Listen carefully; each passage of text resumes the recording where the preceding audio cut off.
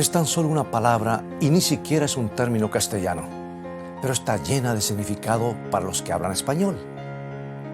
Lo empleamos para describir desastres y catástrofes de proporciones apocalípticas. Los periodistas la han usado para describir los horrores de la guerra. Los productores de películas las han utilizado para describir los efectos del choque de un meteorito gigante contra la Tierra. Hasta fue utilizada por luchadores profesionales para describir una pelea por el título. Pero el apóstol Juan la utilizó para referirse a la batalla de todas las batallas. Y con las tensiones que existen en el Medio Oriente, muchos estudiantes de la profecía bíblica se preguntan si no estaremos justamente a las puertas del Armagedón. Ve por tu Biblia y en un momento más regresaré para que abordemos este importantísimo tema.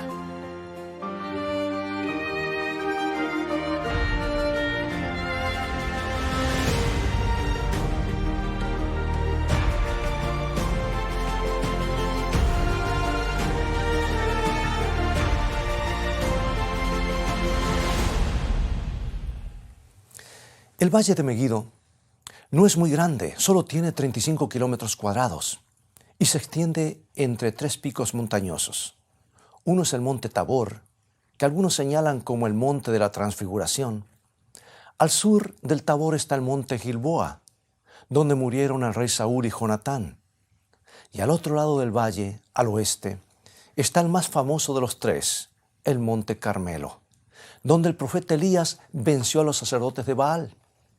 Y a pesar de ser un valle pequeño, este terreno ha sido testigo de más acción que cualquier otro lugar en la tierra.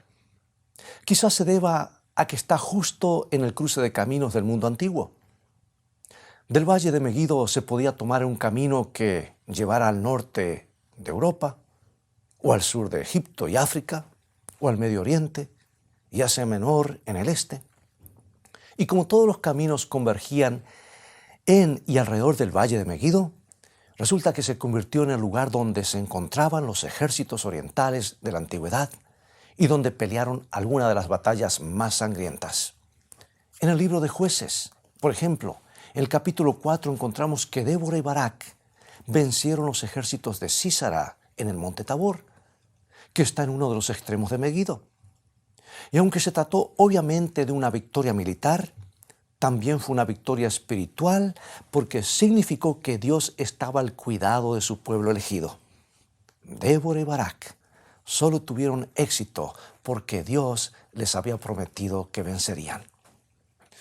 Y otro buen ejemplo de una batalla espiritual decisiva que se libró en el Valle de Meguido ocurrió en el lado este del valle, apenas al sur del Monte Tabor, en un lugar llamado Endor. Ese fue el lugar en el que el rey Saúl, a la vista de una posible derrota militar a mano de los filisteos, decidió pedir consejo a una médium espiritista.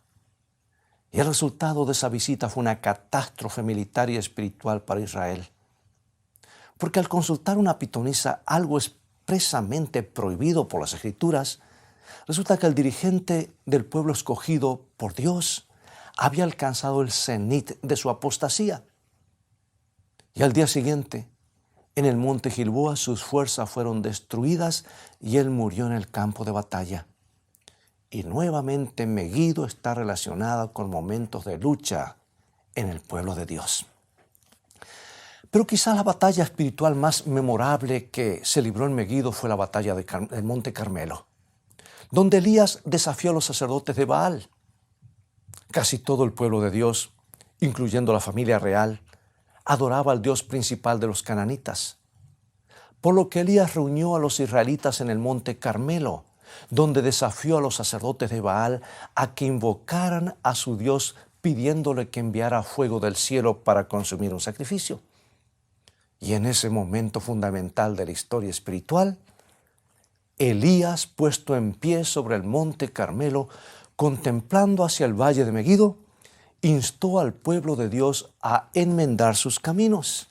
Podemos leerlo en el primer libro de Reyes, capítulo 18, versículo 21. Y acercándose Elías a todo el pueblo dijo: ¿Hasta cuándo claudicaréis vosotros entre dos pensamientos? Si Jehová es Dios, seguidle. Y si Baal, id en pos de él. Y el pueblo no respondió palabra. En otras palabras, nadie se movió. Nadie pronunció palabra. Nadie tuvo el valor de ponerse de parte de Dios. Entonces comenzó el desafío. Los sacerdotes de Baal construyeron un altar y cantaron y bailaron y se flagelaron el día entero, tratando desesperadamente de que su ídolo pagano les enviara fuego del cielo. Pero nada sucedió, porque habían puesto su fe en una falsedad. Es que la religión de Baal no era más que una falsificación barata de la verdad. Y al final del día le llegó el turno a Elías. Elevó una oración simple y breve, y Dios envió fuego desde el cielo tan ardiente que consumió el sacrificio y el altar. Y este se convirtió en uno de los momentos más decisivos de la historia sagrada. Fue un llamado final para que aquel pueblo dubitativo se decidiera por Dios. Y fue la última oportunidad para los 450 israelitas que habían servido como sacerdotes de un ídolo pagano. Amigos, el Valle de Megiddo representa las batallas decisivas que se han librado a través de la historia. Es el lugar donde se han tomado decisiones espirituales importantes y eternas. Esa es la razón por la que se lo utiliza destacadamente en el capítulo 16 del libro de Apocalipsis, donde Juan habla acerca de la batalla del Armagedón, que es una palabra íntimamente relacionada con el Valle de Megiddo. Si tienes tu Biblia a mano, puedes tomarla y abrirla en este pasaje porque es un tanto extenso. Apocalipsis capítulo 16, versículos 12 al 16. El sexto ángel derramó su copa sobre el gran río Éufrates, y el agua de éste se secó para que estuviese preparado el camino a los reyes de Oriente. Y vi salir de la boca del dragón, y de la boca de la bestia, y de la boca del falso profeta, 3 espíritus inmundos a manera de ranas, pues son espíritus de demonios que hacen señales y van a los reyes de la tierra en todo el mundo para reunirlos a la batalla de aquel gran día del Dios Todopoderoso. He aquí yo vengo como ladrón, bienaventurado el que vela y guarda sus ropas para que no ande desnudo y vean su vergüenza. Y los reunió en el lugar que en hebreo se llama Armagedón. Amigos, este pasaje de las Escrituras ha sido objeto de muchas especulaciones. Veamos. Como el término Armagedón se deriva de la palabra Megiddo, y como este texto habla acerca de la batalla del gran día del Dios Todopoderoso, resulta que muchos estudiosos de la Biblia han llegado a la comprensible conclusión de que Juan está describiendo una batalla física, literal, que ocurrirá en el Valle de Megiddo, inmediatamente antes del regreso de Jesús. Eso es lo que piensa la mayor parte del mundo cristiano. Pero algunos destacados escritores cristianos han descrito la posibilidad de que los rusos invadan a Israel para ayudar a los estados árabes, o que un ejército masivo de millones de personas provenientes del este, quizás de China, crucen el río Éufrates en su marcha hacia el Valle de Megiddo. Y dado que las tensiones continúan creciendo en el Oriente Medio, es fácil de entender por qué esta interpretación es tan apasionante. Pero otros han sugerido distintos escenarios posibles. Pero todas tienen en común la idea de que el pasaje del capítulo 16 de Apocalipsis describe en primera instancia una batalla física, literal, en el Valle de Megiddo. Yo no sería tan rápido en llegar a esta conclusión. Examinemos detenidamente el pasaje. Porque no hay duda que habla de una batalla, pero en el contexto del gran día del Dios Todopoderoso. Y Juan utiliza aquí más tiempo para hablar de asuntos espirituales que de temas militares. Por ejemplo, habla acerca de los espíritus inmundos y habla acerca de los demonios que hacen milagros. También habla del dragón, que sabemos gracias al capítulo 12 de Apocalipsis, que es una representación simbólica del diablo. Se menciona un falso profeta y también de la bestia que exige adoración. Y en el versículo 15 hay un llamado a la preparación para la segunda venida de Cristo. Ahora evalúa toda esta evidencia y formúlate esta pregunta. ¿Cuál es el mensaje que está tratando de comunicar Juan? Y yo diría Jesús a través de Juan. ¿Será posible que nos hayamos apasionado con un trozo de terreno en el Medio Oriente al punto de perder de vista el verdadero significado? Los estudiosos del libro Apocalipsis se han dado cuenta de que no es un libro muy original. Veamos. Algunos eruditos han estimado que 2/3 partes de las expresiones del libro han sido tomadas o incluso citadas directamente de otras partes de la Biblia. Y esto se aplica especialmente al libro de Daniel. Por ejemplo, cuando el libro Apocalipsis describe una bestia misteriosa que sale del mar, en el capítulo 13, las características son muy semejantes a las 4 bestias que surgen del mar en el capítulo 7 de Daniel. Hay un paralelismo perfecto y una explicación también. Y Juan utiliza imágenes bien conocidas para establecer su mensaje. Otro buen ejemplo es la descripción de las personas que son obligadas a adorar la imagen de Apocalipsis 13, so pena de muerte. Y eso nos recuerda la historia de Daniel 3, cuando Nabucodonosor trató de obligar a los amigos de Daniel a adorar la imagen de oro o enfrentar el castigo en el horno de fuego. Y el relato de Armagedón en el capítulo 16 funciona de la misma manera. Juan está utilizando imágenes de acontecimientos del Antiguo Testamento para comunicar algo muy importante que está por ocurrir. En primer lugar, describe el secamiento del río Éufrates para la llegada de los reyes del Oriente.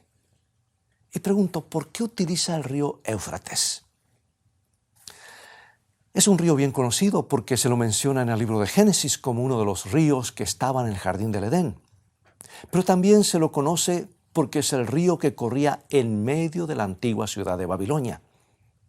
El Éufrates era una de las mejores defensas de Babilonia porque no necesitaban salir de la ciudad para buscar agua. Si un ejército los rodeaba, podían sobrevivir durante años y las chances de que alguien pudiera atravesar esas murallas macizas y tomar la ciudad eran casi nulas. Gracias al Éufrates, Babilonia era una fortaleza prácticamente inexpugnable. Al menos eso era lo que pensaban. Resulta que el río Éufrates también era su punto débil, porque habría un lugar vulnerable en sus defensas. Y los ejércitos no podían pasar por encima de la muralla o a través de la muralla, pero podían eventualmente pasar por debajo de la muralla. Y esa es exactamente la forma en la que cayó Babilonia. Porque cuando el general persa Ciro vio que el Éufrates fluía por debajo de las murallas macizas de Babilonia, supo lo que tenía que hacer. Les ordenó a sus hombres que cavaran canales, 180 de cada lado del río, para desviar el agua y disminuir el torrente hasta crear una verdadera carretera de ingreso a la ciudad. Secó literalmente el río Éufrates. Y una vez dentro, había un último obstáculo, un par de muros que corrían a lo largo del río y tenían portones con candados. Pero el capítulo 5 de Daniel describe lo que estaba sucediendo aquella noche en el interior de la ciudad. Belsasar, el nieto de Nabucodonosor, estaba dando una fiesta blasfema para probar que Babilonia nunca caería. Y aunque tenía un ejército enemigo acampando en su patio trasero, Belsasar creía que nada podía sucederle. Y para demostrarlo, hizo que sus hombres llevaran algunos de los botines más importantes de las victorias babilónicas, incluyendo los vasos del templo de Jerusalén. ¿Por qué preocuparnos?, dijo. Alrededor de la ciudad tenemos un muro tan grueso que en la parte superior pueden andar 2 carros uno junto al otro y es tan alto que ningún ejército podía treparlo. Y tenemos tantos alimentos en esta ciudad que podríamos estar 20 años dentro sin necesidad de salir al exterior. Y además tenemos suministro de agua ilimitado.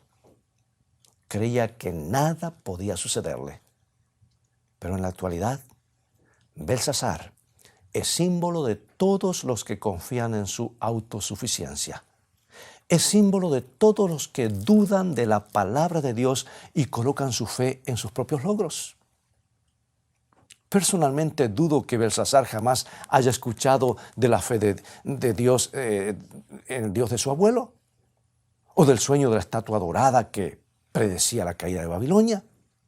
Posiblemente lo había escuchado. Alguna vez debe haber escuchado sobre esas cosas, estoy seguro. Solo que había decidido ignorarlas. Al igual que muchas personas hoy, prefirió creer que su voluntad era más fuerte que la palabra de Dios. Pero entonces, dice la historia, mientras todos bebían y se burlaban de las cosas sagradas, Dios envió un recordatorio sorprendente de que Ciro el persa iba a tomar la ciudad.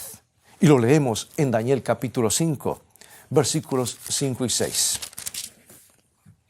En aquella misma hora aparecieron los dedos de una mano de hombre que escribía delante del candelero sobre lo encalado de la pared del palacio real. Y el rey veía la mano que escribía. Entonces el rey palideció y sus pensamientos lo turbaron. Y se debilitaron sus lomos y sus rodillas daban la una contra la otra.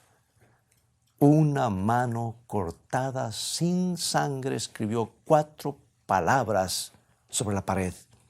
Mene, mene, tekel, uparsin. Ninguno de los sabios pudo decir qué significaban. Así que alguien mandó buscar a Daniel, quien las interpretó. Belsasar le dijo: me temo que no son buenas noticias.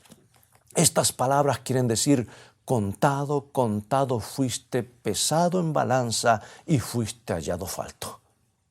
Tu reino ha sido dividido y entregado a los medos y los persas.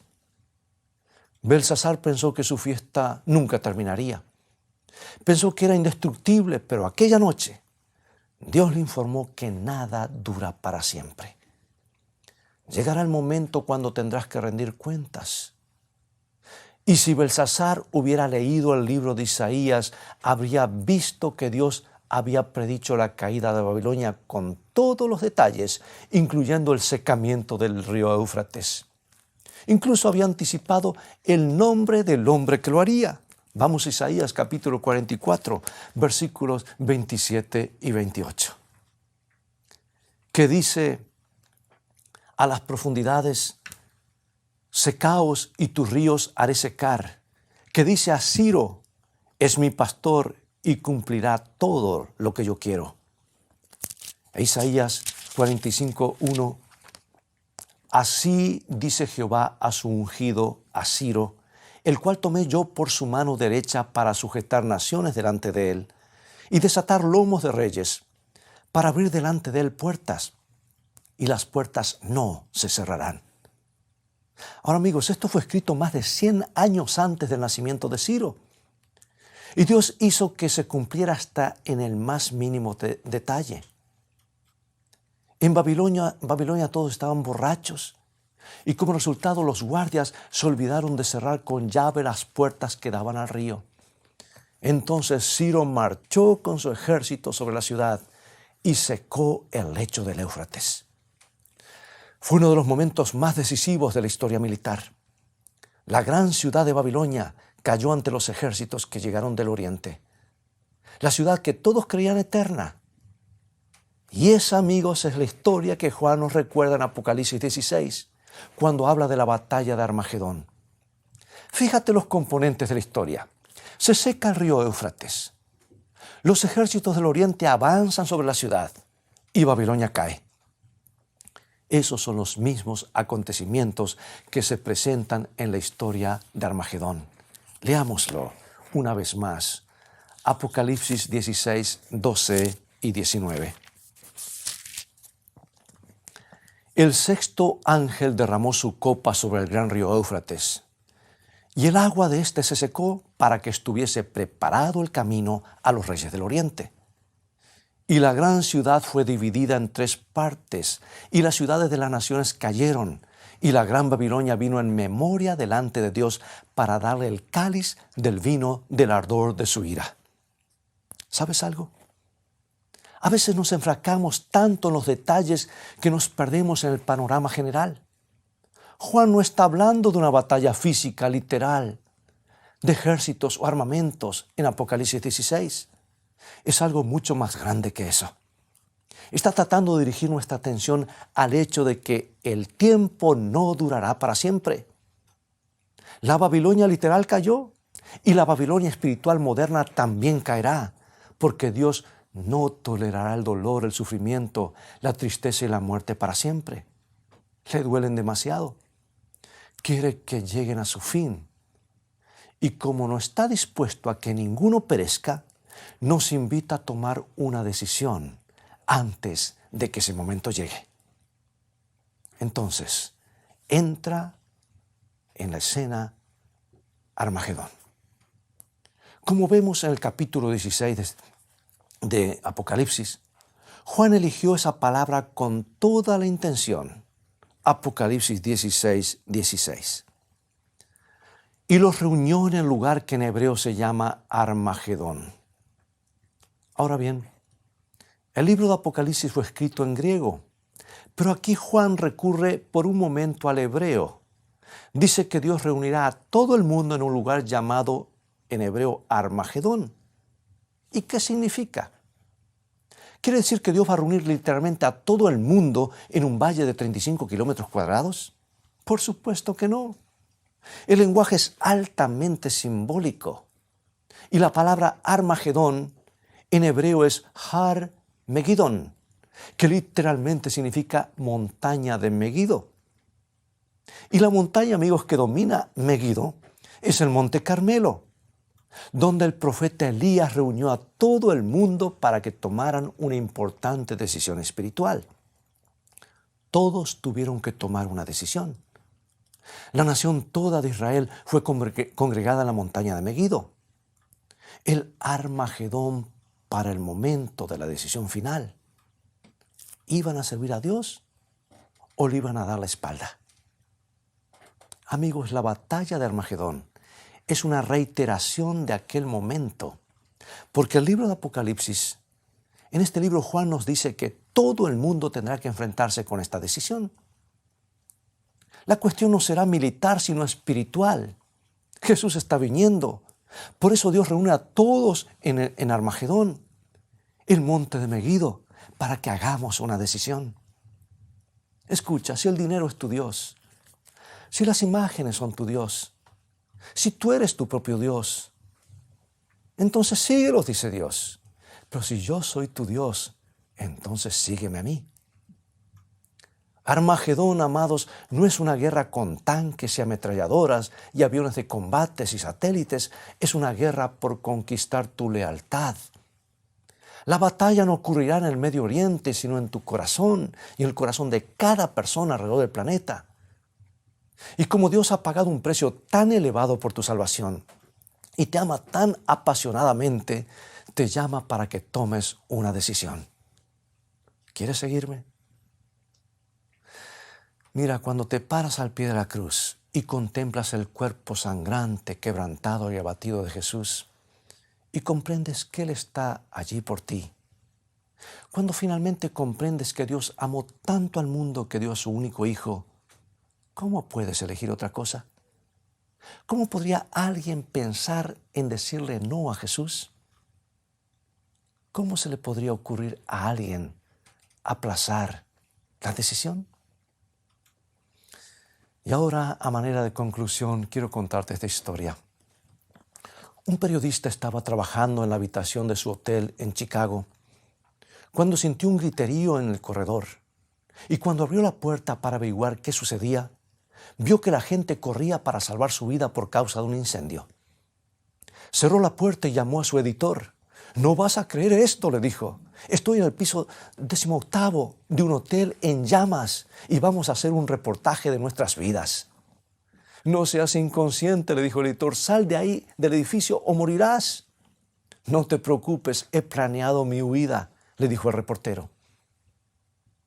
Y no hubo una manera de convencerlo. Así que el editor comenzó a tomar notas mientras el periodista describía cómo las personas trataban de escapar del edificio, hasta que llegó el momento que el propio reportero iniciaría su huida. Abrió la puerta, se arrastró por el pasillo, pero solo sirvió para descubrir que su ruta de escape estaba clausurada. Se arrastró nuevamente hasta su habitación y le sobrevino el pánico. Abrió la ventana y gritó pidiendo ayuda.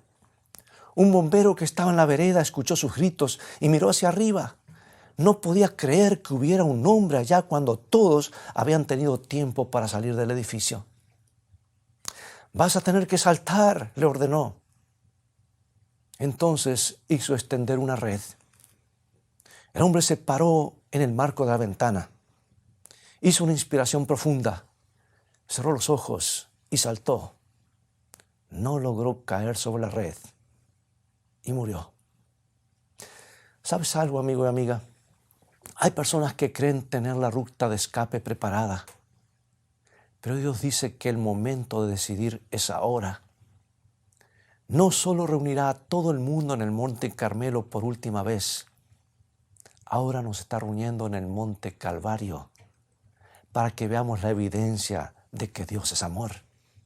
Y nos pide que tomemos la decisión de vivir por la eternidad en su presencia. Hoy la Escritura está en la pared. Todo el cielo contempla, mientras el reloj profético se acerca rápidamente a la medianoche. Jesús está viniendo, un rey desde el oriente, y Babilonia caerá. En este momento todavía puedes estar de su lado. La decisión es tuya. ¿Me acompañas a orar? Padre Celestial, hoy estamos decidiendo que no hay tiempo que perder. Y al ver lo que tu Hijo hizo por nosotros en la cruz y ver tu amor por nosotros, comprendemos que tú eres tal como te has revelado. Nos amas tanto, un amor ilimitado. Por eso entregamos nuestros corazones por completo a ti. Y lo hacemos en el nombre de Jesús. Amén. Amigos, ha llegado el momento de despedirnos. Dios te bendiga y te guarde en su amor. Y recuerda, escrito está, no solo de pan vivirá el hombre, sino de toda palabra que sale de la boca de Dios.